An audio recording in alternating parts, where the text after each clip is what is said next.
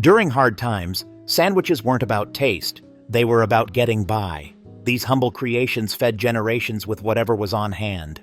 Let's revisit the survival sandwiches that kept families going. When butter was too expensive, lard stepped in.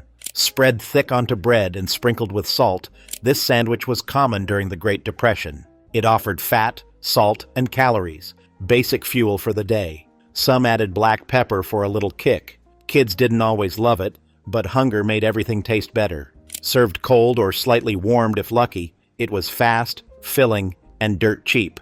Though it sounds unappetizing now, lard sandwiches were a staple across rural America. People weren't chasing flavor, they were chasing survival. It's a reminder that what we see as scraps today were once the lifeline between poverty and starvation. This sandwich earned respect not for taste, but for resilience. Simple, sweet, and just enough to satisfy a craving, the sugar sandwich was made with one thing: white sugar on buttered bread. When jam wasn't available, sugar filled the gap. It gave kids quick energy, and the crunchy texture made it oddly satisfying. Sometimes it was served open-faced, other times pressed like a regular sandwich. During the 1930s and wartime rationing, this treat doubled as a cheap dessert. Parents made them for kids after long days in fields or school. Sugar was rationed too, so it wasn't piled on, but just enough to make dry bread taste like something. In a world without snacks or packaged treats, this was sweetness on a dime, and it made childhood just a little brighter. When tomato soup wasn't in the budget, ketchup became the next best thing. Slathered on slices of white bread, this sandwich mimicked a tomato flavor and passed as a meal. It was especially common in households that stretched everything as far as possible. Some people added a pinch of sugar or hot sauce, and a toasted version made the ketchup taste warmer, almost cooked. This was pure improvisation, and a sign of how families used condiments as substitutes for whole meals. Ketchup sandwiches might sound absurd now, but for many, they tasted like hope in hard times. Some sandwiches weren't about ingredients, they were about illusion. If you couldn't afford meat or cheese, you faked it with flavor, fat, or just a little imagination. Sharp, raw, and dirt cheap, onion sandwiches packed a punch. A thick ring or two of raw onion placed between slices of buttered or lard-slicked bread was all it took. In some homes, a sprinkle of salt made it more tolerable. Others soaked the onion in water to tame the bite. Still, it wasn't about taste, it was about filling bellies. Workers took them into coal mines and fields because they didn't spoil. They burned going down, but they got the job done. The onion sandwich wasn't for picky eaters, it was for folks who had to eat something, anything. Today we might wince, but back then, this sandwich tasted like just enough. Leftovers weren't thrown out. They were recycled, and mashed potatoes made a comeback between bread slices. Cold, salty, maybe with a pat of butter or leftover gravy if lucky, this sandwich stuck to the ribs. Some people added a bit of fried onion or garlic for flavor, but most just scooped what was there, spread it thick, and ate it fast. If the bread was toasted, the outside would crisp while the mashed filling warmed slightly, a small win on a hard day. It wasn't fancy, but it made use of what was already made, already stretched. Waste nothing, eat everything. In some homes, it was all that stood between you and going hungry. Have you or someone in your family ever eaten one of these survival sandwiches? Drop the one that hits closest to home in the comments. We want to hear your stories. When sliced bread ran out, cornbread stepped in. Grandparents would split leftover cornbread and drizzle it with molasses, thick, sticky, iron-rich syrup that turned plain crumbs into dessert. The sandwich could be eaten cold or warmed slightly in a pan with butter if you had some. The molasses soaked into the crumb, softening it just enough to feel like comfort food. This sandwich often doubled as both meal and treat. Molasses was affordable, shelf-stable, and packed with sugar and nutrients. The taste was strong, earthy, sweet, bold, but for many poor families in the South and Midwest, it became the flavor of survival. In hard winters, it gave families something warm, sweet, and filling to hold on to. Still hungry? Some of the poorest sandwiches were built on scraps, leftovers, drippings, and things most folks today would throw away without a second thought. Before butter was widespread, bacon grease was gold. Saved in a jar by the stove, it became the base for everything. including sandwiches. One swipe across bread delivered fat, salt, and smoky flavor. Cold bacon grease sandwiches were common during the Depression, especially in homes where meat was rare, but drippings were saved religiously. Sometimes people added pepper or a slice of onion if available. In coal towns and farming families, this was the energy bar of the day. Not glamorous, but it fueled labor. Today we're told to fear fat, but back then, it kept people alive. And every smear reminded them, when you've got nothing, even grease can taste like something. This one was actually a treat in many poor households during the summer. Homegrown tomatoes, sliced thick, layered on white bread with a smear of mayo. That was it. Sometimes salt and pepper were added, but the juicy tomatoes did most of the work. In households with backyard gardens, tomatoes were one of the few things you could get plenty of. They were eaten every day, often in sandwiches like this. Mayo added just enough fat to make it satisfying. And if you were lucky enough to have toast, even better. This sandwich didn't hide from its simplicity, it leaned into it. On hot days it hit different. It didn't taste poor, it just tasted good. When families could afford just one thing from the meat counter, it was often bologna. Cheap, salty, and versatile, bologna was fried in a pan until the edges curled, then slapped between slices of bread. Some added mustard, others used leftover bacon grease to fry it. Either way, it tasted rich, even when it wasn't.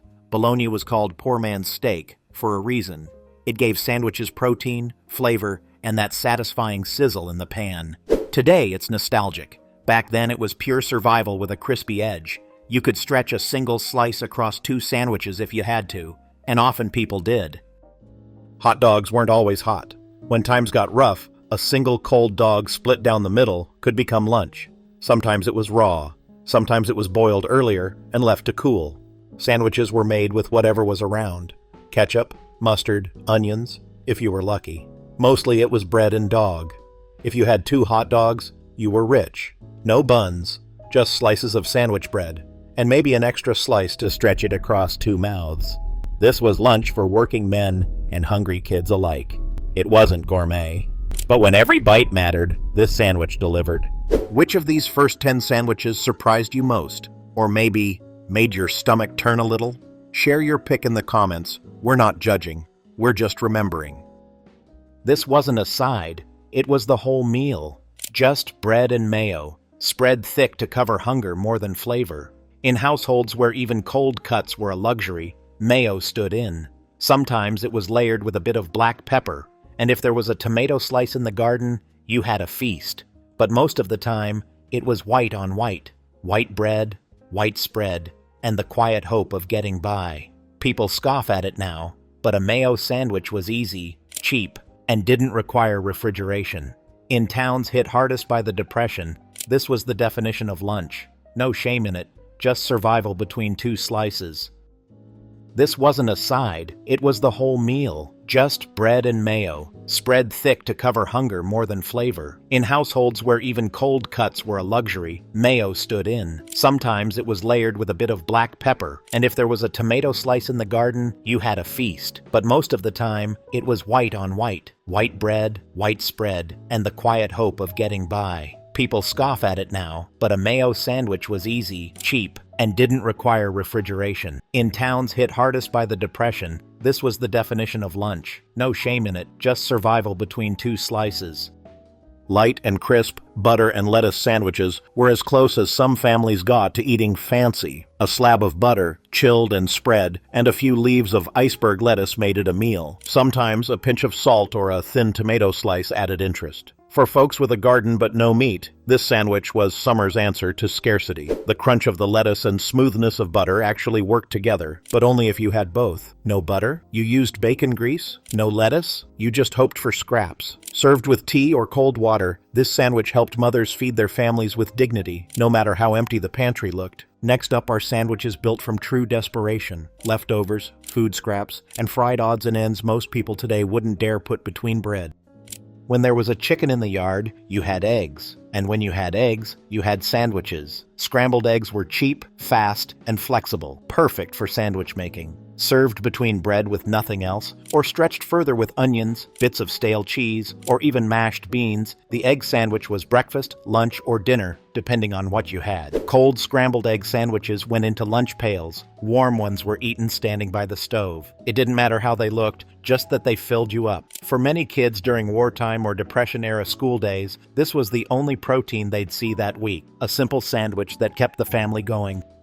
If you had leftover gravy, you were eating like royalty. It didn't matter what it was made from. Chicken, pork, even just drippings and flour. It became the centerpiece of a poor man's sandwich. Cold or warm, it got ladled between 2 slices of bread. The gravy soaked into the soft loaf, creating a soggy, savory meal with zero waste. Sometimes there were chunks of meat or bits of potato. Often there wasn't. In rural areas, gravy was considered liquid gold, stretching flavor from even the smallest Sunday roast. It turned air bread into real food. And for families scraping by, that sandwich was more than lunch. It was proof that nothing ever got thrown away. Beans were cheap, filling, and lasted days. And cold-baked beans slapped between bread made one of the strangest but most practical poor man's meals. They were eaten straight from the can or leftover from dinner. Smeared on soft bread with maybe a squirt of mustard, they made a sticky, hearty sandwich that could fill a belly on pennies. Kids loved it because of the sweetness. Adults tolerated it because it worked. Some families added onion, others sprinkled cheese if any was left. Most just used what they had. A single can could stretch across multiple sandwiches. It wasn't gourmet, but it was honest. And back then, honest food was worth more than fancy. How many of these sandwiches would your grandparents remember, or maybe even still eat today? Ask them, then come back and tell us. Their stories deserve to be told.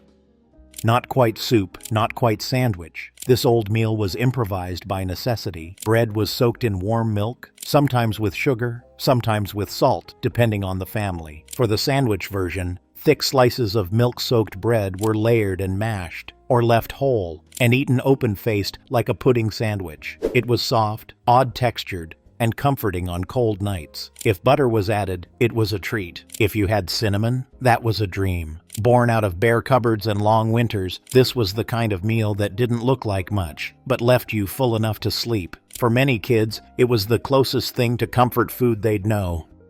Leftover boiled potatoes? Into the pan they went, fried in bacon grease or lard, and slapped between bread. Fried potato sandwiches were hot, crispy, and heavy. No fancy toppings, maybe just salt and a little onion. This was common among coal miners, farmers, and laborers who needed calories. Carbs on carbs wasn't trendy, it was necessary. In families where meat was rare, a fried potato sandwich felt like a feast. Served with a mug of weak coffee or water, it got you through long days and long shifts. Today, we might call it starch overload. Back then, it was simple math. Bread plus potato equal full stomach, and that was enough.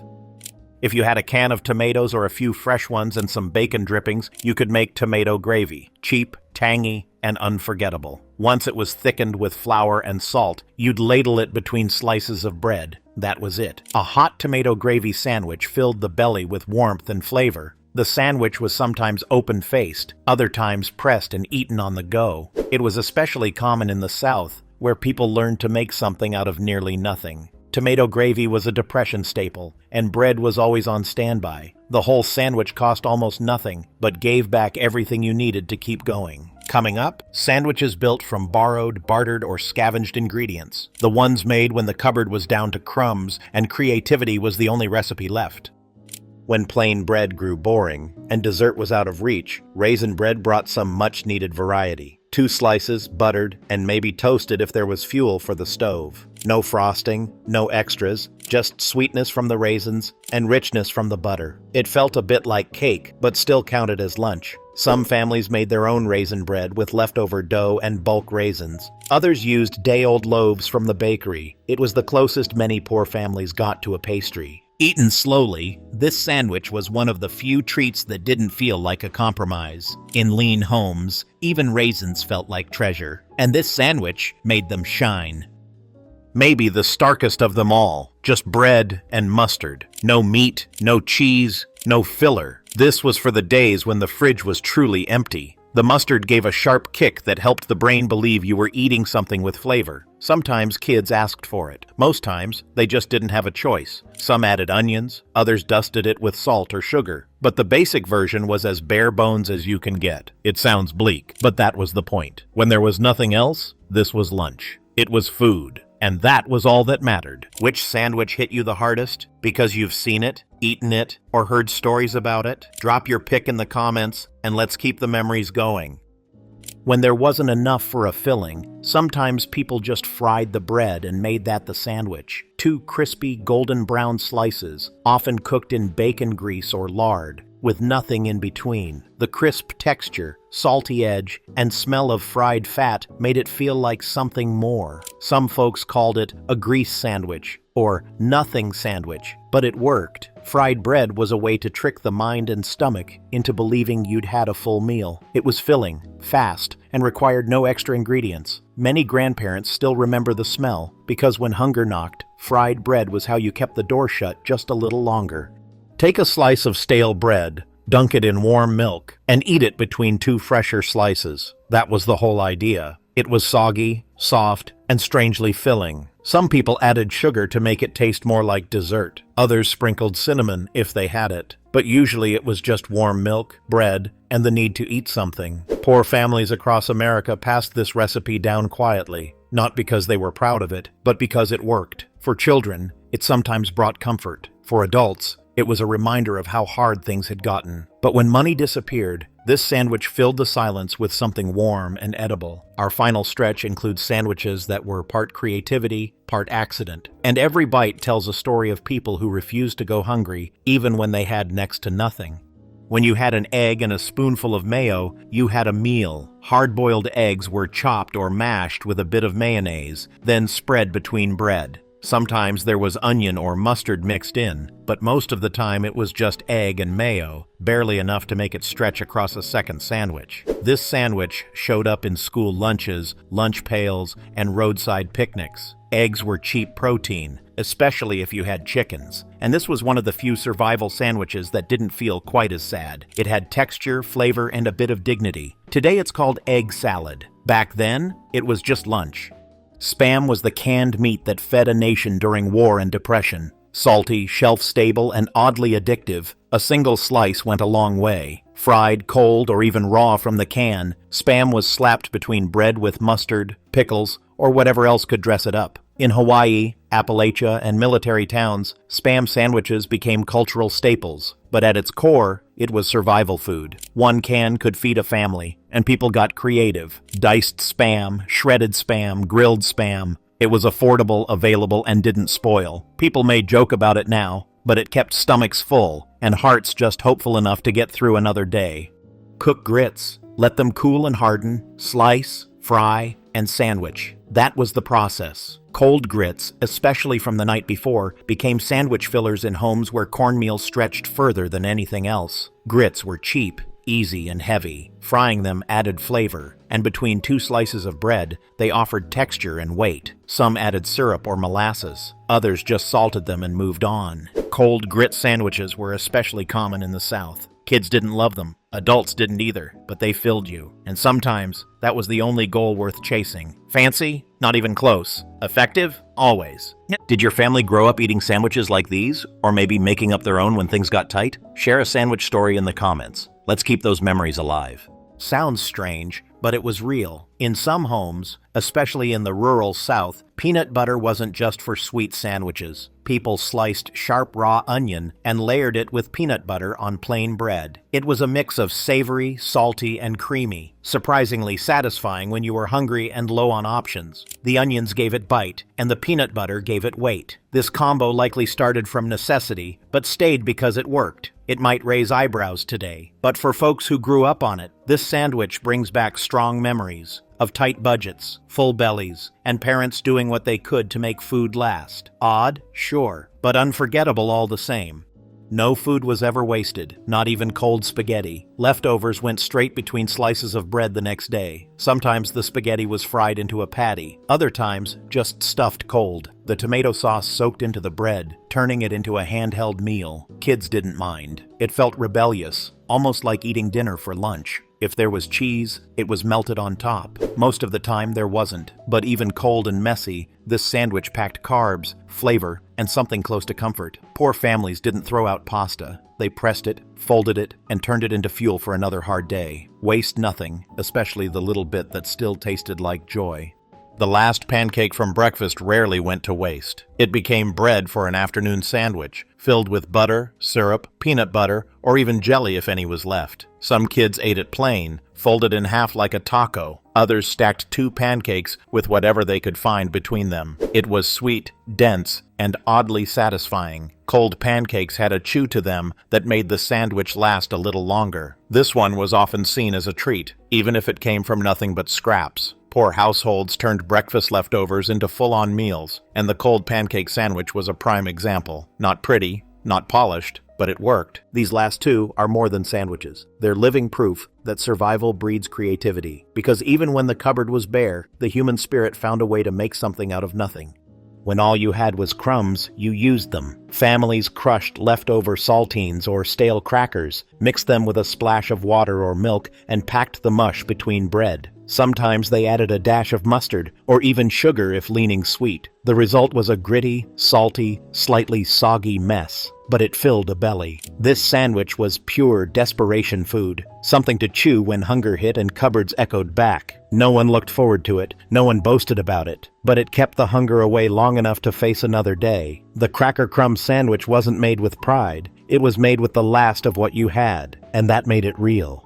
Yes, really. When there was absolutely nothing, no meat, no peanut butter, no jam, no butter, some families resorted to the ice sandwich, just a piece of ice between 2 slices of bread. It gave you something to chew, something cold, something that helped you forget, for just a few minutes, how empty everything else was. The bread softened and soaked up the water, and while it wasn't filling, it was something. Sometimes sugar was sprinkled on top if available, but most of the time, it was just bread and cold. This sandwich is remembered less for its taste, and more for what it represented, the rock bottom of poverty, and the resilience it took to get through it. These sandwiches tell a story of struggle, grit, and survival. Our grandparents lived it. We honor it by remembering. Which one stuck with you most? Thanks for reading. Until next time.